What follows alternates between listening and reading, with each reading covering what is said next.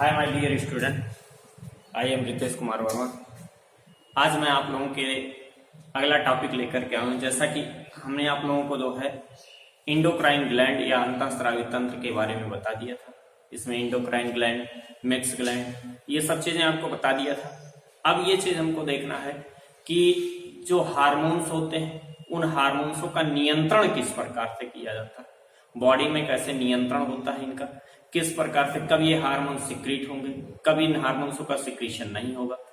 तो या आप ये कह सकते हैं पुनर्निवेशन ऑफ अंतःस्रावी ग्लैंड, या मतलब जो है पुनर्निवेशन जो है अंतःस्रावी ग्रंथियों का जो है किस प्रकार से जो है इन पर जो है ग्रंथियों पर किस प्रकार से पुनर्निवेशन का प्रोसेस होता है, या फीडबैक प्रोसेस किस प्रकार से होता है। तो इस चीज के बारे में आज हमको डिस्कस करना।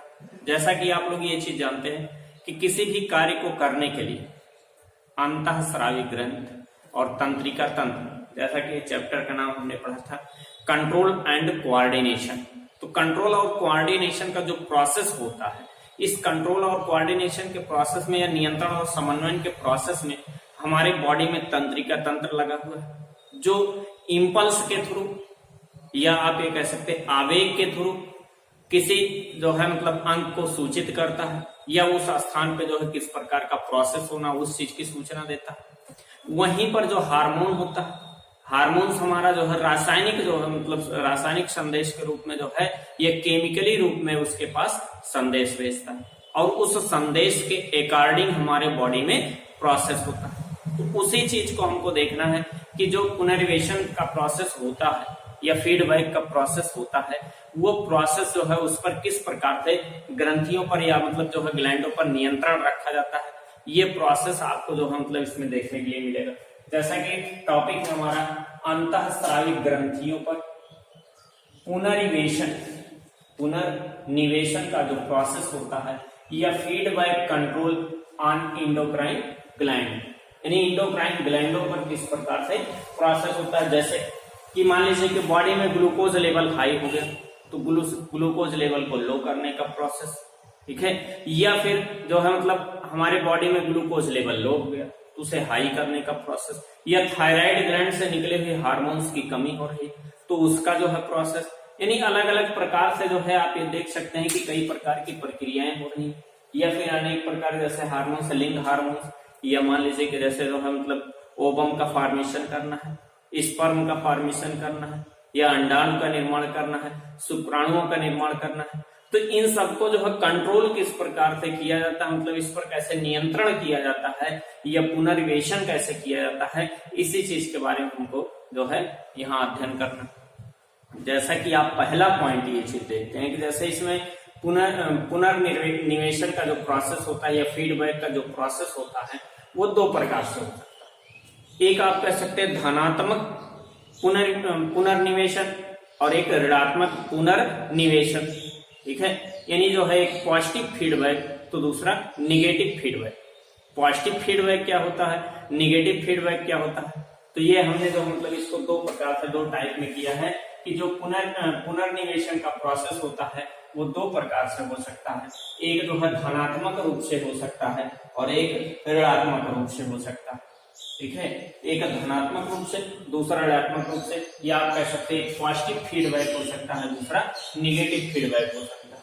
फीडबैक का मतलब होता है कि और ग्रंथियां इनमें किस प्रकार से जो है अपनी सहायता उत्पन्न कर रही है। फीडबैक जैसा कि आप पढ़ाई में देखते हैं, फीडबैक का मतलब ये होता है कि कोई बच्चा क्वेश्चन बता ले जाए, ठीक है, तो हम उसको कहते हैं शाबाश, अच्छी बात, बहुत अच्छे, ठीक है, ऐसा हम उसे फीडबैक देते हैं। या कभी कभी मतलब जो है प्राइज रखा जाता है, इनाम रखे जाते हैं, तो उससे क्या होगा कि उसके अंदर जो है मतलब एक प्रकार का उत्साह वृद्धि होगा और उस कार्य को वो बहुत अच्छी तरीके से करेगा।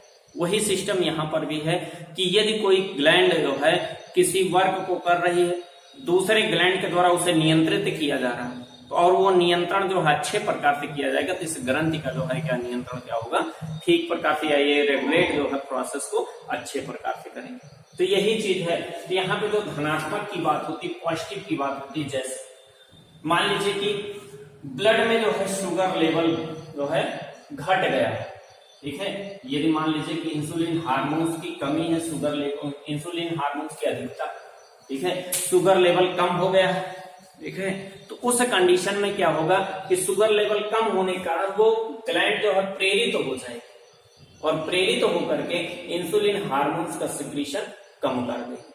ठीक है, यानी एक प्रकार से मतलब डायरेक्टली रूप से वो प्रेरित हो रही है, एक प्रकार से जैसे जो है इंसुलिन हार्मोन्स की, या आप ये कह सकते हैं इंसुलिन हार्मोन्स की कमी आ गई है, शुगर लेवल हाई है, तो उससे वो प्रेरित होकर के ग्लैंड जो है हार्मोन्स का सिक्रीशन करना शुरू कर, ठीक है। और हार्मोन्स के सिक्रीशन के द्वारा फिर पुनः क्या होगा कि शुगर लेवल को कंट्रोल किया जाएगा।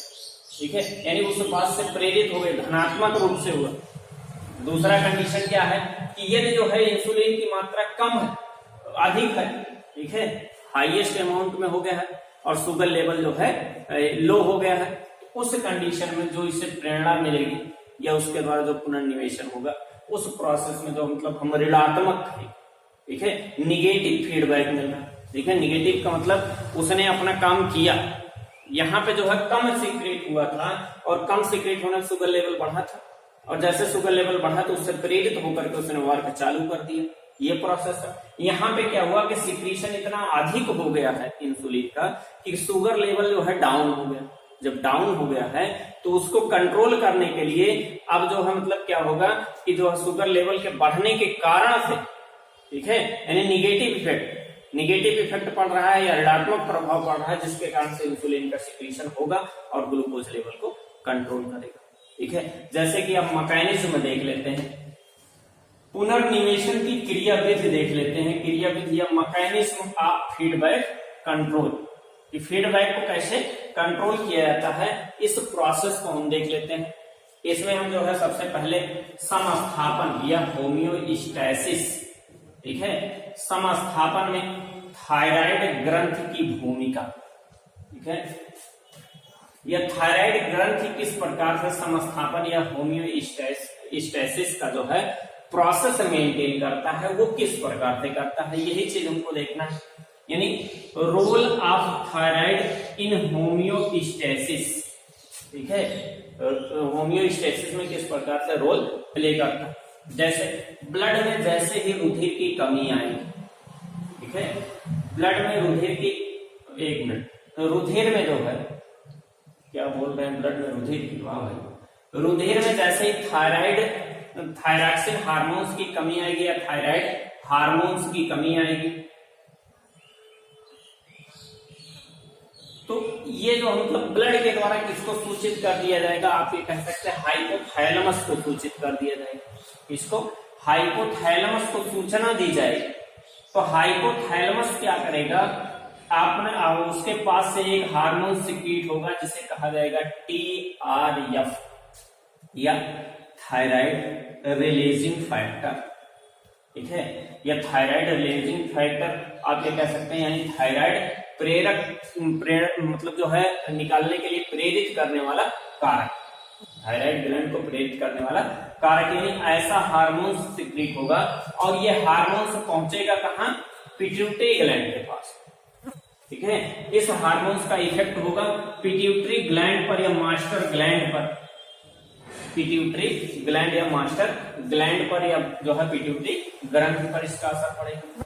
और इसके इस हार्मोन्स के इफेक्ट से पिट्यूटरी ग्लैंड से निकलेगा TSH या थायराइड स्टिमुलेटिंग हार्मोन्स या थायराइड प्रेरक हार्मोन से निकलेगा, कि जो थायराइड ग्लैंड को प्रेरित करेगा कि वो थायरॉक्सिन हार्मोन्स का सिक्रीशन करे।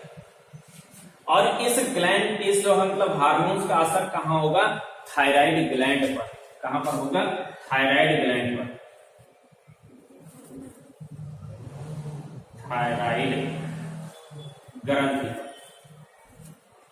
कहां असर पड़ेगा, थायराइड ग्रंथि पर इसका असर पड़ेगा और इससे जो है थायरॉक्सिन हार्मोन्स का सिक्रीशन होगा या स्रावन होगा थायरॉक्सिन हार्मोन्स का। फिगर में आप देख लीजिए कि जैसे सूचना ब्लड के द्वारा कहां आई, हाइपोथैलेमस में,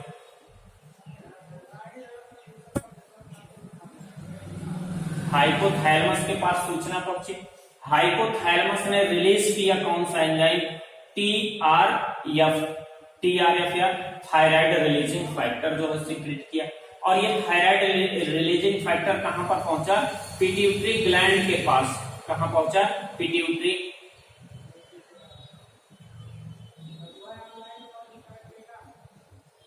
पिट्यूटरी ग्लैंड के पास पहुंच रहा है और पिट्यूटरी ग्लैंड से फिर सीक्रेट होने वाला हार्मोन्स है TSH। ठीक है, TSH हार्मोन सीक्रेट होकर के कहां पहुंचेगा? थायराइड के पास, थायराइड ग्लैंड के पास। थायराइड ग्लैंड के पास पहुंचा। अब थायराइड ग्लैंड जो है इस TSH से प्रेरित होकर के, ये थायराइड स्टिमुलेटिंग हार्मोन्स है, थायराइड को उसने स्टिमुलेट किया कि भैया क्या कर रहे हो, थायराक्सिन हार्मोन्स की कमी है, उसको रिलीज करिए, छोड़िए। ठीक है, तो ये जो है क्या करेगा, ये थायराइड ग्लैंड से जो मतलब थायराक्सिन हार्मोन्स का सिक्रीशन कराएगा। थायराक्सिन हार्मोन्स निकला, थायराक्सिन हार्मोन्स यहां से सिक्रेट हुआ और थायराक्सिन हार्मोन जब सिक्रेट होगा तो ये ब्लड के माध्यम से, रुधिर के माध्यम से पूरे शरीर में पहुंचेगा और शरीर में जो इसके द्वारा रासायनिक क्रियाएं, जो केमिकल जो है रिएक्शन हो रहा होता है, उन क्रियाओं पर ये प्रभाव डालना शुरू करेगा, यानी अपने प्रभाव के द्वारा, यानी ये साइकिल इस प्रकार से चलती रहती। ठीक है, यानी जैसे ज्यादा होगा थायराक्सिन हार्मोन्स की अधिकता होगी तो फिर जो है ये रुक जाएगा, थायराक्सिन हार्मोन्स निकलना फिर रुक जाएगा। तो ये प्रोसेस मतलब आप ये कह सकते हैं, पहला प्रोसेस आप ये देख सकते हैं कि समस्थापन जो है, समस्थापन में जो है थायराइड ग्रंथ की क्या भूमिका है। तो इसमें जो है कई ग्लैंड वर्क करते हैं, जैसा हाइपोथैलेमस करता है, पिट्यूटरी करता है और जो है थायराइड ग्रंथि वर्क करता है। तो इस प्रकार से जो है क्या होता है, पुनर्निवेशन का प्रोसेस होता है या फीडबैक का प्रोसेस को कंट्रोल किया जाता है।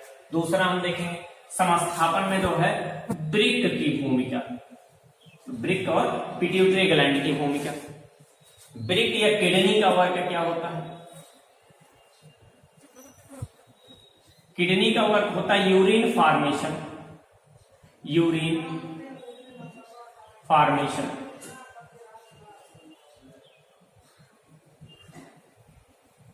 यानी मूत्र का निर्माण करना।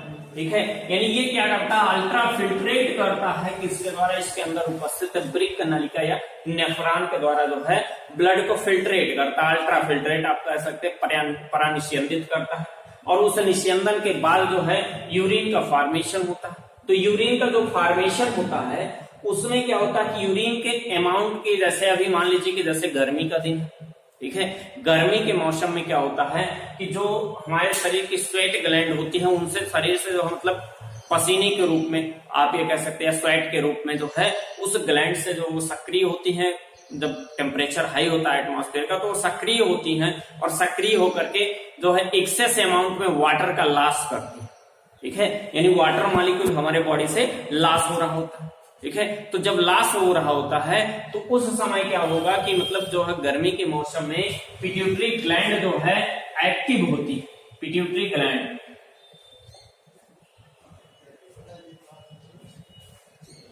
पिट्यूटरी ग्लैंड एक्टिव होगी और ADH हार्मोन्स स्रावित करती हैं, anti diuretic hormones, anti diuretic hormones का सिक्रीशन करेंगे कि जो है बॉडी में जो है वाटर की कमी हो रही है, स्वेट ग्लैंड जो है वाटर को जो है शरीर से बाहर निकाल रहे हैं। तो उस कंडीशन में हमको जो मतलब क्या करना है, वो पिट्यूटरी ग्लैंड इससे ब्रिक से कहेगी कि आपको जो है मतलब वाटर बचाना है। ठीक है, तो वाटर बचाने के लिए इस हार्मोन्स का सिक्रीशन करेगी और ये ब्रिक नलिका में पहुंच करके जो है वाटर मॉलिक्यूल का वो रीअब्जॉर्प्शन करवाना शुरू करेगा। ठीक है, कि जल के अणुओं का जो है पुनः अवशोषण करवाएगा कि अधिक मात्रा में जो जल की मात्रा जा रही है यूरिन में उसको जो है अवशोषित करके वापस ले लो। ठीक है, जिससे यूरिन की जो है मात्रा कम हो जाए। ठीक है, तो ऐसे कंडीशन में जो है मतलब क्या होगा कि पिट्यूटरी ग्लैंड वर्क करती है। यानी इस प्रकार से आप कह सकते हैं कि जो मतलब समस्थापन जो प्रोसेस होता है या जो है आप कह सकते हैं होम्योस्टेसिस प्रोसेस जो होता है उसमें किडनी और जो है पिट्यूटरी ग्लैंड दोनों वर्क करती है। तो इस प्रकार से ये प्रोसेस आपने देखा, ये भी एक प्रकार का फीडबैक प्रोसेस है, यानी उसके कंट्रोलिंग का। अगला पॉइंट देखते हैं, ताप नियंत्रण में हाइपोथैलेमस की भूमिका। ठीक है, ताप नियंत्रण में यानी बॉडी का जो टेम्परेचर होता है, ह्यूमन बॉडी का टेम्परेचर आप कहीं मतलब जो है 98.6 या 4 ऐसे मतलब पाते रहते हैं। ये फ़ारेनहाइट में, फ़ारेनहाइट या मतलब डिग्री सेल्सियस में 37 डिग्री सेल्सियस। ठीक है, 37 डिग्री सेंटीग्रेड होता। तो ये हमारी बॉडी का जो है फिक्स टेम्परेचर, इससे ना ही कम होना चाहिए ना ही ज्यादा। क्यों? क्योंकि हमारा ब्लड जो होता है वार्म ब्लडेड होते हैं हम जो है, या समतापी जंतु। तो हमारे बॉडी का अगर टेम्परेचर कम या अधिक होगा तो उसमें भी जो है हमारे बॉडी में जो है दिक्कत उत्पन्न होगी। जैसे कि यदि जो है मतलब जैसे गर्मी का मौसम होता है, गर्मी के मौसम में बॉडी का टेम्परेचर 37 डिग्री सेंटीग्रेड है, एटमॉस्फेयर का टेम्परेचर हाईएस्ट है, ठीक है। तो एटमॉस्फेयर का टेम्परेचर जब हाईएस्ट होगा उस समय हमें अपने बॉडी के टेम्परेचर को 37 डिग्री सेंटीग्रेड मेंटेन करने के लिए, 37 डिग्री सेंटीग्रेड बनाए रखने के लिए क्या करना होगा कि हाइपोथैलेमस का जो थर्मो रेगुलेटिंग पॉइंट होता है, उसमें एक थर्मो रेगुलेटिंग स्तर होता है, या आप ये कह सकते हैं थर्मो रेगुलेटिंग पॉइंट होता है या स्थान होता है, जिसके द्वारा जो है टेम्परेचर का कंट्रोल किया जाता है, ठीक है। तो वो क्या करेगी, उससे जो है गर्मी के मौसम में स्वेट ग्लैंड को एक्टिव कर देगी, ठीक है। स्वेट ग्लैंड या जो हमारे मतलब जो है स्वेद ग्रंथि कहते हैं, स्वेद ग्रंथि, जिससे जो है पसीना निकलता है, ठीक है। जब पसीने निकलने वाली ग्रंथ को एक्टिव करेगी तो वाटर मॉलिक्यूल को लेकर के जो है स्वेट ग्लैंड बाहर आएगा, और बाहर आकर के जब शरीर पर पहुंचेगा तो शरीर पर जो है अधिकतम मात्रा में जो ऊष्मा उसने अवशोषित कर रखा है, उस ऊष्मा को जो है जल का अणु अवशोषित करके वाष्प के रूप में बन करके उड़ जाएगा। यानी इस प्रकार से हमारे बॉडी के टेम्परेचर की कंट्रोलिंग होती है। तो इसमें जो है भूमिका मेन किसकी होती है, हाइपोथैलेमस की। ये भी एक प्रकार का होम्योस्टेसिस प्रोसेस है कि हमारे बॉडी में टेम्परेचर को रेगुलेट करने का प्रोसेस। अगला क्या है, शर्करा नियंत्रण में अग्न्याशय की भूमिका, ठीक है। Role of pancreas in sugar regulation, ठीक है, इन शुगर रेगुलेशन में, शुगर या शर्करा के नियंत्रण में जो अग्न्याशय की भूमिका होती है उसकी बात कर रहा है। जैसे यदि हमारे बॉडी में, ठीक है, हम ये चीज मान लें कि यदि हमारे बॉडी में मान लीजिए कि हम जो मतलब जैसे जो हमारा पैंक्रियाज होता है, यहां से मेनली रूप से दो हार्मोन सिक्रीट होते हैं। एक आपका है इंसुलिन और दूसरा है ग्लूकागॉन।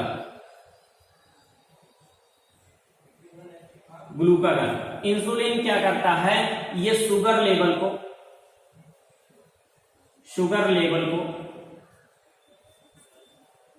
ब्लड से जो है डिक्रीज करता है, कम करता है, और जो है ग्लूकागॉन क्या करता है, ये शुगर लेवल को इंक्रीज करता है। यानी जो है इंसुलिन शर्करा की मात्रा को रुधिर से घटाता है और जो है ग्लूकागॉन बढ़ाने का काम करता है। तो इसमें ये चीज है कि जैसे मान लीजिए कि बॉडी मतलब जो है हम अभी मान लीजिए कोई फिजिकल वर्क कर रहे हैं, ठीक है, कोई जो है मतलब ऐसा कार्य कर रहे हैं जिसमें हमारे शरीर की ऊर्जा अधिक खर्च हो रही है। यदि ऊर्जा खर्च होगी तो हमें ऊर्जा की आवश्यकता और पड़ेगी, और ऊर्जा की आवश्यकता, हमें ऊर्जा की पूर्ति कहां से मिलेगी, ग्लूकोज के कंबशन से, ग्लूकोज के दहन से। और ग्लूकोज के अगर दहन से हो रही है तो उस कंडीशन में क्या होगा कि यदि जो मतलब इंसुलिन हाईएस्ट अमाउंट पे सिक्रीट हो रहा तो ब्लड में जो है शर्करा का लेवल डाउन हो जाएगा, ठीक है। वो शर्करा को जो है ग्लूकोज को ग्लाइकोजन में कन्वर्ट करना शुरू कर देता है, जिससे जो है ग्लूकोज लेवल डाउन होता है। तो कोशिकाओं तक हमारे शर्करा नहीं पहुंचेगा, तो उस कंडीशन में एनर्जी की कमी होगी। तो इसमें क्या होगा कि जैसे ही मतलब जो है हम हार्ड वर्क करते हैं, इंसुलिन का सिक्रीशन कम हो जाता है, और इंसुलिन जब सिक्रीट कम करना शुरू करता है, इंसुलिन का स्रावण कम होता है, तो ब्लड में शुगर लेवल बढ़ जाता है, और शुगर लेवल जितना अधिक बढ़ेगा, इसी कारण से हमारा हार्ट बीट भी बढ़ जाता है, और हार्ट बीट के साथ साथ ब्लड का जो है मतलब जो फ्लो होता है वो तेजी से बॉडी में होने लगता है। क्यों होता है, जिससे कि ग्लूकोज जो है टिश्यू फ्लूइड तक अधिकतम अमाउंट में पहुंचे, और कोशिकाएं वहां से जो है मतलब ग्लूकोज को जो है टिश्यू फ्लूइड या ऊतक द्रव से अवशोषित करके जो है उसका कंबशन कर सके। जब उसका कंबशन होगा तो उससे एनर्जी क्रिएट होगी, और एनर्जी क्रिएट होगी तो हमारे बॉडी में जो है एक प्रकार का समस्थापन उत्पन्न होगा, यानी एक प्रकार से जो है हमारे बॉडी में एक नियंत्रण उत्पन्न होगा, हम उस कार्य को कर सकते हैं। तो ये प्रोसेस जो है मतलब इंसुलिन के द्वारा भी, मतलब अग्न्याशय के द्वारा भी जो है शर्करा का नियंत्रण करके जो है रोल प्ले किया जाता है समस्थैतिक प्रोसेस में, या जो मतलब आप ये कह सकते हैं होम्योस्टेसिस में, यानी समान स्थिति बनाए रखने की स्थिति, ठीक है। तो ये हमारा पॉइंट था। इतना टॉपिक तक जो है आपका जो कंट्रोल एंड कोऑर्डिनेशन चैप्टर यहाँ तक समाप्त होता है।